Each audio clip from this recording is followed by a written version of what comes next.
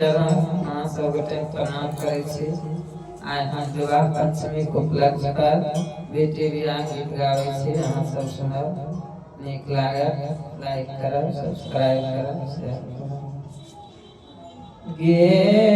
माई मन छल चित काला गौरी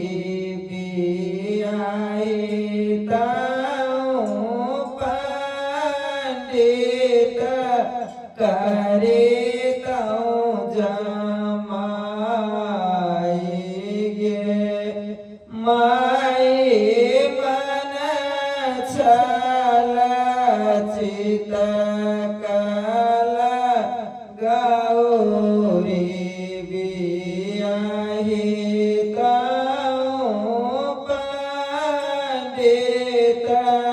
करे जमाई गे माई हमारो मनोरथ दाए गो न बुझला धरि लेला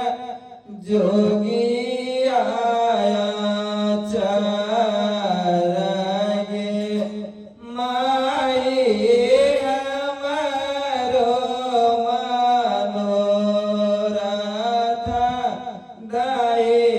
गो न बुझला धरि लेलन जोगी आया चरगे माई छोरो छोरो आए जोगी हमारो आचर बासे हम गौरी बारी कुमारी गे माई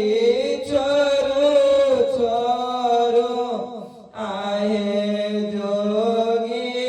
हमारो आचर बासे हम गौरी बारी कुमारी गे माई हम कैसे छोड़ब गौरी तोहरो